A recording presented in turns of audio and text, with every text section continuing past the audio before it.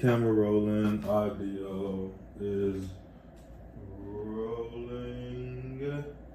3, 2, 1. Action. I be watching Tia Kemp. Her ass be doing that shit. Sorry. I love her. Kim? Yeah, Rick Ross' baby mama. Wait, hold on. Let me introduce myself. Hey, y'all. It's crazy. Sorry. This is Let's Heal Podcast, where we only bring you nothing but the hits. Nothing but the hits. Nothing but the motherfucking hits. Y'all know about that old Ja Rule? How y'all doing? We doing okay over here. I am your host, Stella.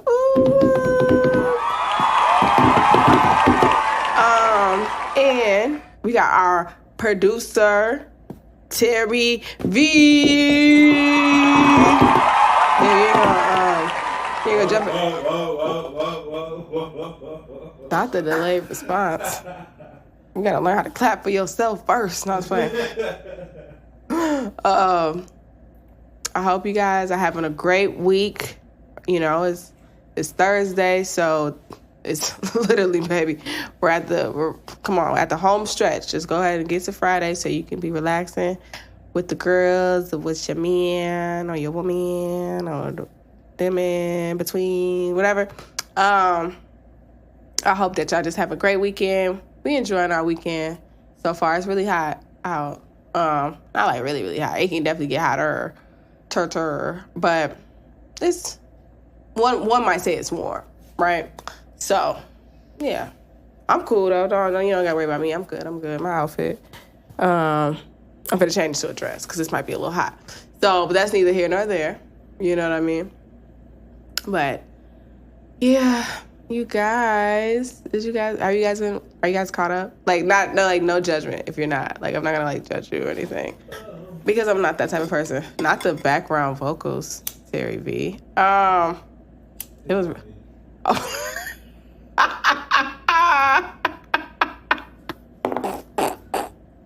Hey, yo, it's like, okay, sorry, because you probably couldn't hear that, but Terry V hit his knee, and then he did like this run note. So it's like when people know how to sing, and they be like, ooh, and it's like because they hit their finger and shit, and it's like, bro, chill out. Like, chill. We know you know how to sing. You know what I'm saying? Like, if you haven't picked up, my voice is on the intro and outro, and so is Terry V's. So, you know what I'm saying? Like, we know you can sing, you know what I'm saying? But, like, to rub it in is wild business. It's nasty work. I'm okay too, by the way. Cool. Oh, yeah. Are you doing all right? Okay, good. Good. I'm happy to hear that you're doing so much better and you're not even, barely can feel it. So, yeah, I was trying to think about what we was going to talk about for this topic, and then one thing I was thinking about in terms of the last episode, we talked a lot about what things can trigger us, right, that we would need coping skills for. And one of the things I had talked about briefly is that especially when it comes to like big things, like traumatic experiences, we be ready to, our bodies don't know how to handle it, right? And so that's why we use coping skills. But let's talk about what causes these types of things. And we've talked about different forms of trauma, but there's a specific one that I feel like can be such a hindrance to us that we don't even sometimes realize it. And that is grief. Grief is it's one of those words for a long time. It used to scare me. I'd be like, ooh. So it's like almost like grief or death is just kind of like, ugh. I don't want no parts. And we don't, right? We don't want to lose someone or somebody or something that we really care about. The unfortunate part is we're in life. And this is not to dismiss any of that. We have to know that part of life is gaining people and part of life is losing people, right? And actually, another reason why this was on my brain was because So earlier today, and I kind of forgot about it until I was doing something earlier, but it's funny because how did I forget about it? Probably because I was trying to block it out, so I had to think about it. But we went to the cemetery for my uncle. So my uncle passed away last year on the beginning of June, right? And I mean, I've had all types of grief, but there's something about this specific one, which I'll get into in a second. But we had went to go, he finally got his nameplate. So like all my family is in a certain spot in the cemetery. Like my grandma was very particular about making sure that people get their plots. Or especially she get her plot. She got her plot. And if you're married, that you get your married plot, like you pay for it ahead of time. So that way when the funeral comes, we don't have to try to get a plot, so on and so forth. So she was a big stickler about that. I don't know if any of y'all grandmas be like that, but mine was, she was very much what if I die tomorrow? And it's like, damn, right over the gravy? Like, lady, stop. God, why are you saying this in the prayer over the food? Like you're praying over the food in this tone, this energy. I'm gonna eat it, but like rude, right? But so death was like a pretty natural thing when we thought of her, because she would be like, it's like in a very weird way, she kind of prepared us for her death, which was in 2022. So she was older too, so we kind of knew it was coming. So that's one type of grief, right? But the grief that I'm gonna be talking a little bit more is like the sudden grief. Like what are you talking about? You know what I'm saying? Where like life is just literally like just upside down for a long period of time. And so anyways, he finally got his headstone put on. So we went there to go put flowers and stuff. And granted, he passed away last year. And even though I know, I'm gonna be going through like the cycle of grief. So to say 7 stages of grief. My bad, I'm trying to get it out. It's not working. 7 stages of grief. Some people have 5. Some people have like multiple lists, but these are like the standard 7 that you'll hear or people will talk about. But even in the moment, it wasn't like, I was still pretty sad, but then it was also like, it was this mixed emotion. I don't know how to put it. It was like sad, hurt, but then there's also like this, he's in a better place. He's watching over us. He's with us, so trying to be like, what's the word? It's a very bittersweet moment, like trying to find the good moments and, process the sad moments and kind of just allow myself to be present. Because I felt it's just a rush of emotions, right? Especially when you see the name and you see the birth date and the death date, and they be like, ooh, child, it's kind of almost as if it's like, damn, that shit really happened, huh? Because, sometimes, so I got my sage here. This is called, I'm blanking on the name, Dragon's Blood. It's not, for all my Baptist Christian people, it's not full of demons. And it's not from, this is not, I didn't go find a dragon from the depths of hell. Like, don't think that this is, sage just cleans the air. It's a Native American tradition. Learn about it. Look it up. It cleans the air. I don't have all my specifics right now, so I ain't gonna try to, spit out all these facts, but it helps to cleanse the air. But specifically this one is like a protection one, too. Right, and it's also kind of like this ancestral sage, right, that kind of like brings in, because I personally, I'm an ancestral person where like I believe my ancestors are here with me, not like in a creepy way. Like don't make it weird. Not like in a creepy way because they don't want to freak me out, but more in a, like the whole, like you'll say like somebody's looking down on you. I feel that, but like more on I guess on a more of an intimate basis. Like I could sometimes, not sometimes, I can actually feel them near me, right? And so I, call on, obviously God That's first and foremost. And, I believe I have a higher self, and I believe I have a spirit team. And the people who have passed on before me, I see as my spirit team, right? And kind of like these spiritual guides to help me get through, right? So this is kind of why I have this here. But back to my uncle. So last year, when he passed away, it was really sudden. He had passed away from. So okay, let me back. I guess I could let y'all in. I mean, what I'm saying, it's only episode 12. I can be a little vulnerable or whatever. You know what I'm saying? This is a safe space. It's a safe space. Okay. Cool. Sorry. We chill. Look, we gotta laugh or cry. Plus we love Brooklyn Nine-Nine in here. So, woo, Brooklyn Nine-Nine. Okay. Okay, serious. This is serious, y'all. Like I said, laugh and cry. So, my grandma passed away in 2022.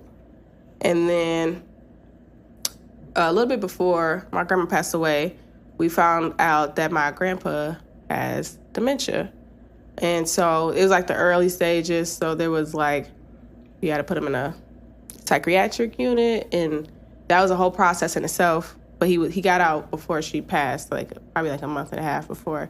So at least they got to be together.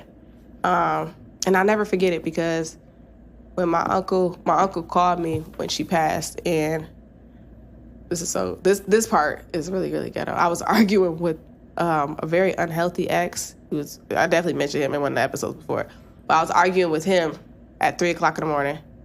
And when my uncle called me, I seen his name come across my screen, and the biggest part was I seen 333, and then his name came across my screen. So every time I see 333, I feel like that's my grandma speaking to me, because he had called me to tell me that she had passed away. And obviously I was really sad, and then part of me kind of knew that it was coming when I seen the 333, and then I seen his name.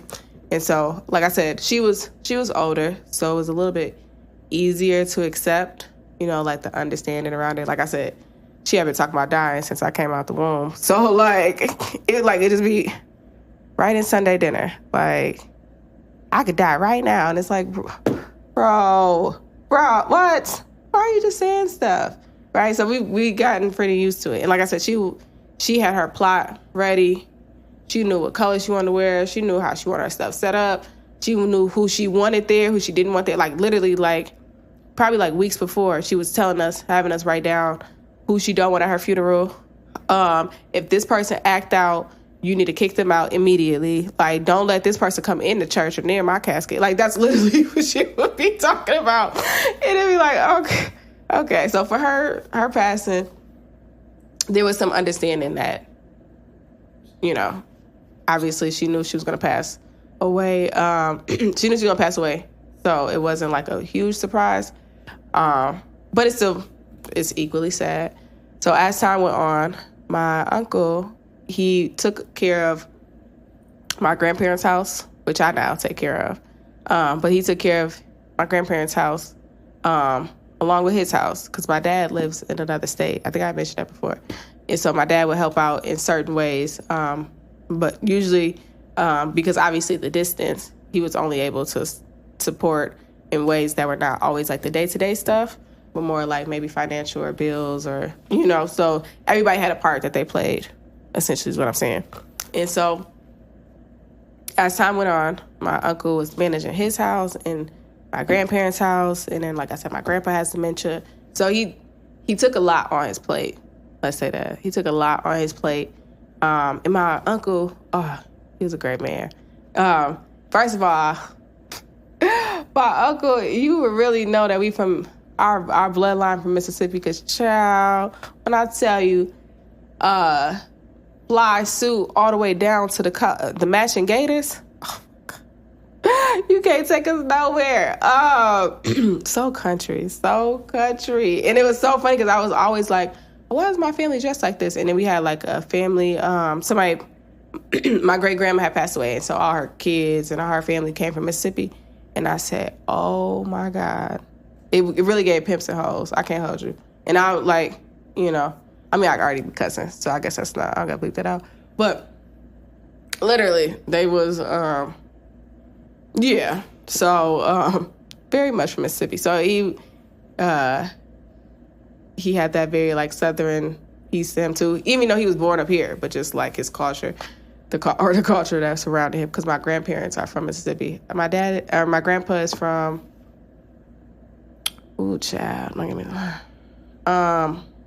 Lexington, Mississippi, and then my grandma is from Clarksdale, Mississippi. So shout out to y'all. I don't know what do y'all call it? What? Oh, okay, stop, y'all. Stop. I can't sing it right now.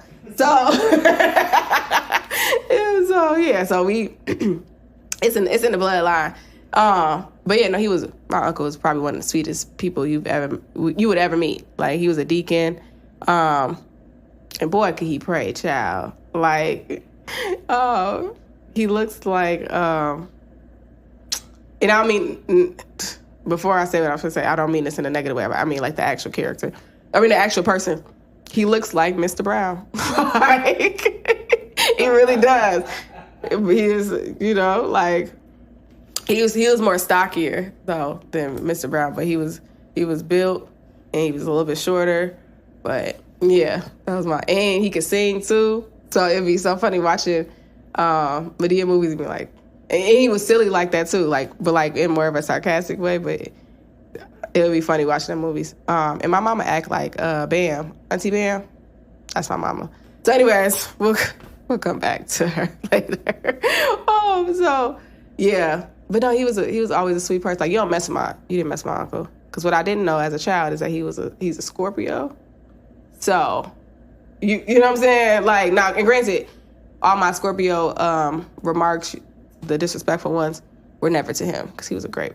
But Scorpios, you just don't mess with them, right? You just don't, right? And so, but he was hilarious. Like, he would wake us up in the morning, girl, playing Kurt Franklin. Wow, I mean, so loud. Oh my God. It would be so loud.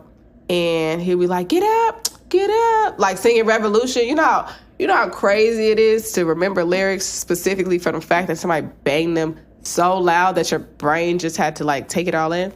That's what was happening. So literally banging. I mean, this is 90s Kurt Franklin. So like, all those songs was loud in general. Now you added bass to them and the walls is kind of shaking a little bit. Just to give y'all a little bit of imagery. Child. Oh my gosh. And then if you didn't wake up, because he was a deacon, so he had to be at the church at a certain time. So if you didn't wake up, he would come in there with the pots and pans and and mind you, he's not just like screaming like get up. He's like banging on the pot and pan and he's singing the songs while he messing with you, taking the covers off of you. No, I swear to God. Really got me down. Get up. Let's go. Y'all don't get dressed. Y'all stay here. You can't stay here. Like, what's going on? It's 6 o'clock in the morning, bro. Me and my cousins used to wake up and just be like, man, why you gotta do this? And it's so, but anyways, so he was definitely, even though all my family went to church, he definitely was always like the example of like, a good Christian man. He's a good man, Savannah. A good man, right? And so, yeah, he always showed like exemplary, just traits about him. So, I love my uncle. I was his favorite niece. I mean, his only niece, but still favorite. That's what he would say. He never denied it. So I took from it.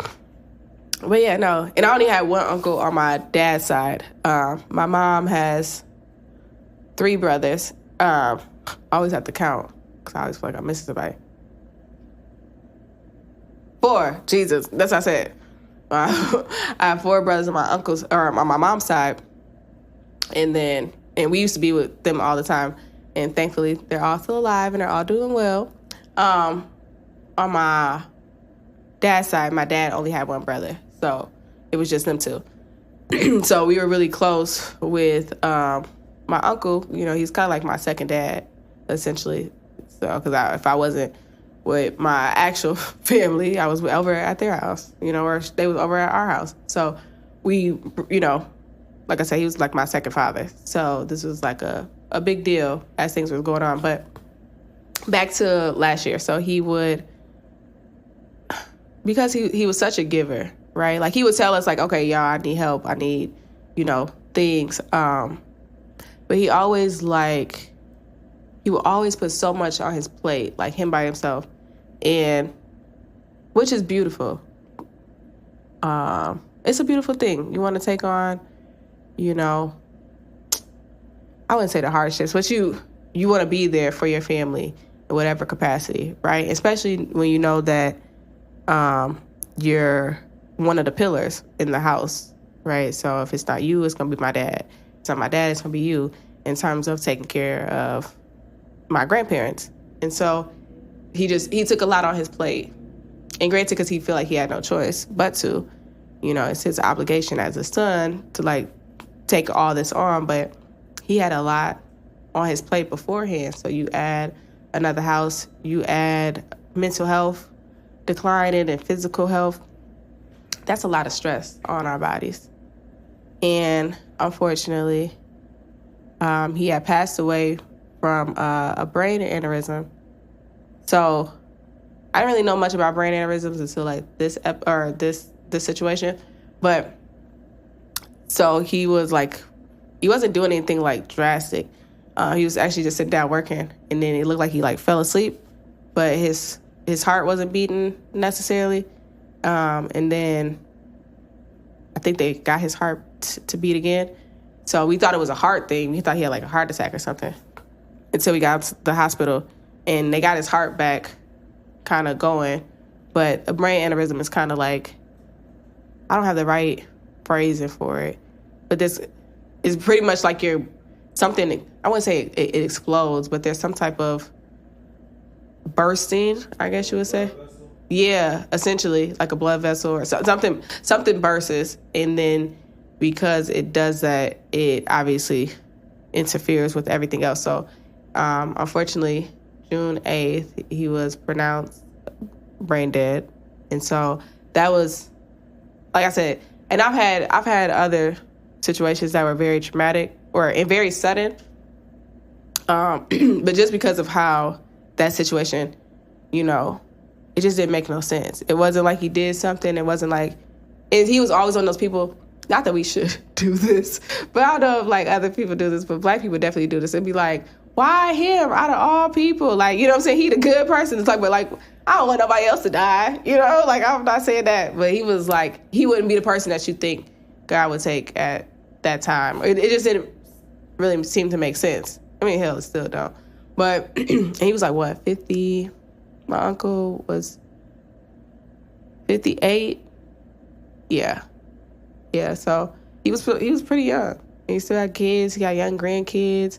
So it was nobody was expecting this. Like, we knew he had some health issues, but not to the degree, right? And his stress, because when we go, he was sad. His mom passed away the year before, so he was sad. He was, you know, it's really hard when you have to take care of your parent who now has like dementia or Alzheimer's, or, you know, and seeing that decline, like, and then you still got to take care of your kids, you got your grandkids, you got your family, you trying to be everything to everybody, and that's a lot to take on your body.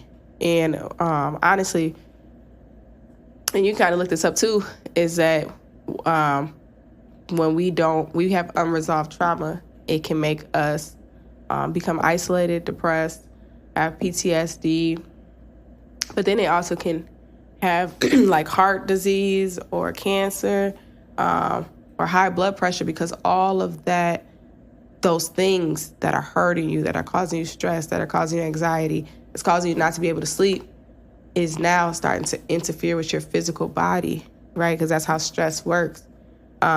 It don't just go away, it just transforms into something else. So it either can transform into, like we talked about last week, coping skills, or it can transform into something that physically now harms your body, right? Or like a disease or like a mental health challenge that's really difficult to let go of, right? Like our bodies can develop this over time. And for him, I'm trying to remember it was a few different things that could have impacted it, but like high blood pressure was one of the main one, high cholesterol and something else. But,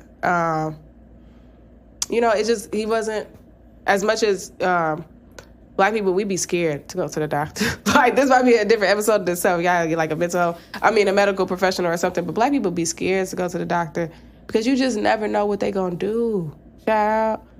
Like, all of a sudden you go to the doctor and now, like, they, you know what I'm saying? They done, now you come back for something else. Now you come back, it's like going to the car shop. I came in here for one thing, Bookie, and you got me running around. So people don't be liking to go to the doctor. And the doctor doesn't always listen to Black people either. So he just never really cared to go to the doctor as much. So as he should have, because he was stressed. He probably felt like he couldn't go. It wasn't time. He got too much going on, right? Or just, like I said, this real mistrust of the medical field because of how they treat Black people. Can we call a spade a spade? So he didn't end up going. But if he did, we probably would have knew some of this was happening, right? And maybe he could have been more aware than we knew. But still, nobody was expecting, at least to this degree. So that was hard. And then we ended up taking on my grandma's house to like get it together, to get it, back up to par, right? So it was a big shift for everybody, right? From his children to, me and my brother, to my dad, to my grandpa, like everybody it was a huge shift in our family, right? And so, and like I said, I have dealt with grief, but in the sense of grief that transforms your world, like grief is already hard when you lose somebody that you're close with, but like I'm talking about grief that impacts where you live, your day-to-day stuff, like that type of grief is a different kind of grief. And so, real quick, where am I at? Because I've been talking for a while.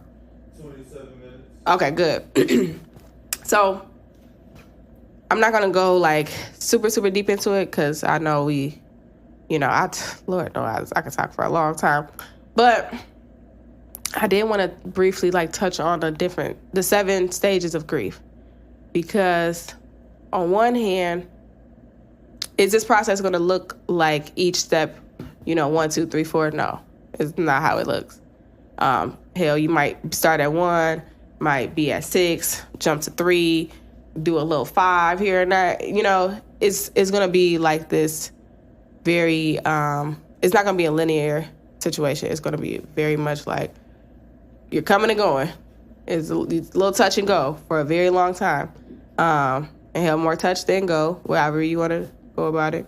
But it's important that we learn about these different stages of grief. So one, we can be able to be self-aware. Like, okay, I'm dealing with, denial, or I'm dealing with depression, or I'm dealing with anger, which I go through each of them. But like, I'm dealing with these things so that way I can call a spade and be like, okay, I'm making my life worse by increasing my suffering because I don't know what's going on, right? Or we just think our body is just reacting or not trying to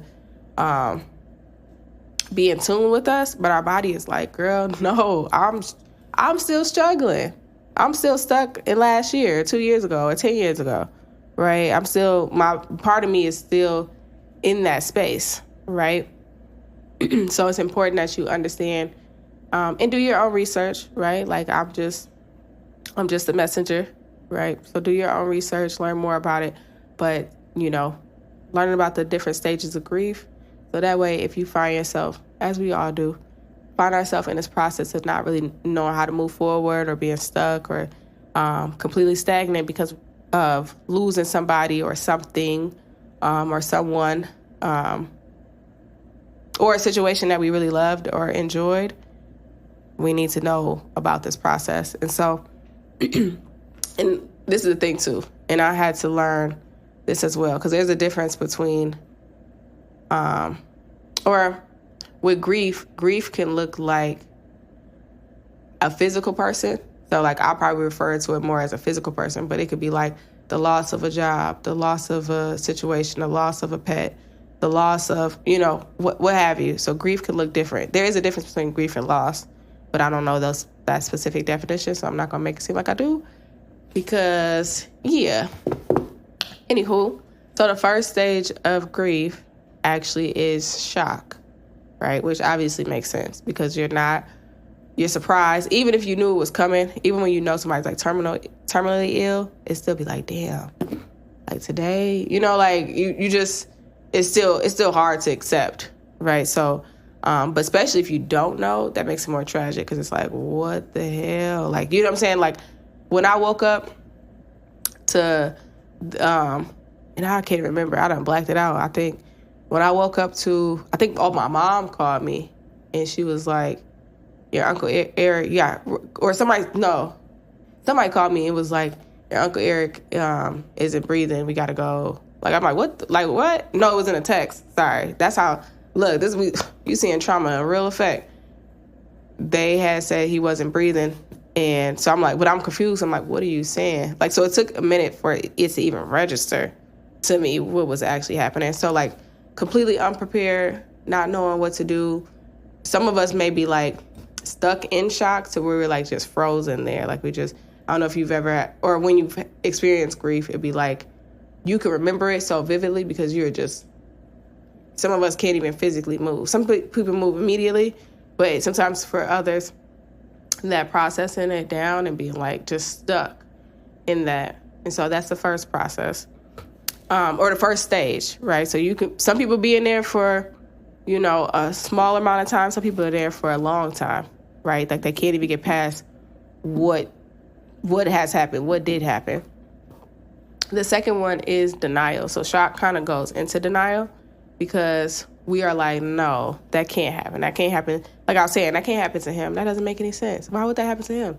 Like, not being able to really it's just, that don't make no sense, right? And if our mind can't process it, it's like, damn, no, or we'll start to feel numb, right? So we can know it happened, but our body hasn't fully accepted it enough for us to start to process our emotions, right? So now we just numb and we don't feel nothing. We don't feel happiness, joy, but we also don't feel anger. We know it's there, but so therefore we just stay away from it because I'd rather act, go on and act like nothing happened, which a lot of times when we become numb, that's what we do and be like, no, I don't know what you're talking about, right? Like you never bring it up, you don't talk about it, or it's like some people even after a loss of a family member, they'll even take all their pictures and their clothes and put them completely far away from them. Like they don't ever want to see it because they just don't want to be reminded, right? So that's like the denial process. Then the next one is, like I said, these all kind of layer into each other. The next one is like bargaining, right? And this is a lot of times when we see, you may do this or you may have seen somebody else do this, but you try to negotiate with the universe or God and be like, take me instead, or to get the loved one back, or if I do this, can you give me back, give them back to me? And some people say this more like not actually wanting it, but some people say it like, no, please, especially when we're in that moment of like shock and frustration. It's just like what? Like, what do we need to do to change the situation, right? So bargaining is what that looks like. And we're really trying to make sense of it, especially because we'll be angry at God. Like, what? Like, okay, what am I not understanding? Like, what do I need to do? Do I need to start going to church more? If I, do this, like, are you going to give them back? Like, are you going to wake them up? You just try to figure out, how do we do this? Like, what do you need me to do? Especially with, like, my uncle. He was, because the brain aneurysm, we weren't really aware of it until, like, or about him being brain dead until, like, the next day. Because we was in the hospital just, like, the whole time, just praying. Like, it's just heart failure, just certain things. Like, that's when we was kind of in this process even before he even fully passed away. So it's like, what do we got to do? You know what I'm saying? Please let him come back. Like trying to bargain with God. And then, it kind of brings us into the next step or stage, which is anger. Because now, when some part starts to resonate that they are not coming back. This situation is ended. This is done. Now it's like, damn, like I feel powerless, right? Because there's no way to like change the situation. You can't control the situation. You just got to, now you haven't fully accepted it, but now you're like really seeing that this person is not here. This situation is gone. I don't have access to this anymore. And then it's that powerless piece starts to make us become angry. Like, you see how many families fall apart after somebody dies? Hell, I know we was going at it. I ain't gonna hold you. You know what I'm saying? This is a safe space, right? This is a safe space. Good. We was going at it, right? Because we all just angry. Like, so since I can't, God not trying to bring my mans back, you know what I'm saying? Like, what do I do? Like, how else do I get it out? How else do I get this energy out? Right? Now, granted, like we talked about in the last episode, there's coping skills, but it takes time to work up to that. Because the first thing is just like, no, right? And usually, at least in like the physical realm, we could be like, oh, if I fight against this will change, right? Like we think about like policies and stuff like that. We know that if we make our voice heard, we can change this. But with grief, we can't change it, not usually. And so we find other ways.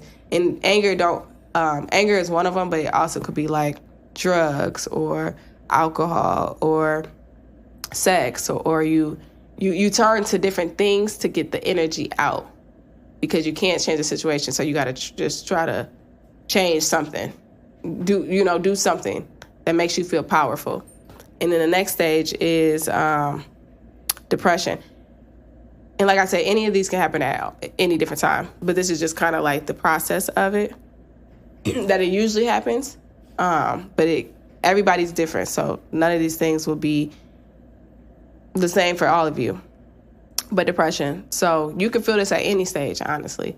But there's a portion of like when you can't get the anger out, or the anger doesn't change anything, or the drugs don't change anything, the alcohol don't change anything, like the sex don't change anything, like your life is still filled with all this grief because of what happened. Then we start to get really depressed because now we're like, what? Like, I done did all this and still nothing has changed. I still feel horrible, right? Because we be thinking that we do these things and then it'll change. Like, there's just really this like complete removal from the situation, just so that way. Sometimes when we get in our depression, that could be the process of getting us to maybe like more support and more help. But sometimes, like I said, if we completely isolate, then we just are literally like we're completely disconnected, right? Now, I really do feel like there's probably a step in between these two, but after depression is testing, or like this upward turn. I mean, I guess this is kind of it, but I feel like there's probably a little more that happens in between. But this is where, you start to see the light at the end of the tunnel, I guess you would say. This is when things were like, you're sad, you're depressed, you're angry. You still feel maybe all of the ones before, but now it's like, okay, so what am I going to do now? Like, how do I keep moving on? How do I, maybe want to make them proud in some type of way, right? They wanted us to go to school, so we're going to go back to school. They wanted us to, they seen this potential in us that, being in this situation, now we can be like, damn, you know what? Life is really short. I don't know when my last day would come, because we really don't, and I don't know if he knew, but it's kind of like this. I want to make every moment count, right? And so that might be part of your upward turn. Finding solutions that help you to process through the loss, whether that's therapy, whether that is support groups. And there's a lot of support groups, and usually they're free. I hope they don't charge for support groups, but like look for support groups if it's in a specific area. I mean, any area. There's even just plain grief support groups, but if you have if you lost somebody from certain things, there's specific support groups. But acknowledging in the upward turn is acknowledgement of our emotions. Because when we acknowledge our emotions, now we can start to process them, right? Now we can start to work through it. And then the last one is acceptance. So it's the final stage, technically. But like I said, you could be at acceptance and be back in depression. Like, you know what I'm saying? It could really just kind of go however. But this is really just understanding, right? Even if it don't make sense. Because like I said, for me, I can come up with reasons that, maybe just ease the pain a little bit. But his death don't make no sense to me. And other people's deaths, especially like tragically, they don't always make. I'll be like, damn, they couldn't just be late. You know what I'm saying? Or this is not about him, but like other people who like have been killed in situations like car accidents, and they'd be like, damn, I wish like they would have turned the corner, or if they would have went this way, or if they would have went this way, or with my uncle, it's like, damn, I wonder what would happen if, we came over more, if we helped him more, we were still a support. But there's always this like, damn, I should have did this and this, and maybe this would have changed the way the situation happened. So it's kind of like a lot of like shaming that we can do to ourselves, but really more of this understanding of this has happened and it sucks and I'm hurt and I'm frustrated and I don't know what to do. So let me find ways to fully understand this or myself in this process, right? Because I don't have to understand. I can know that the passing was still wrong and it's still hurtful for me and it still doesn't really make sense, but I can understand that this has happened. You know what I mean?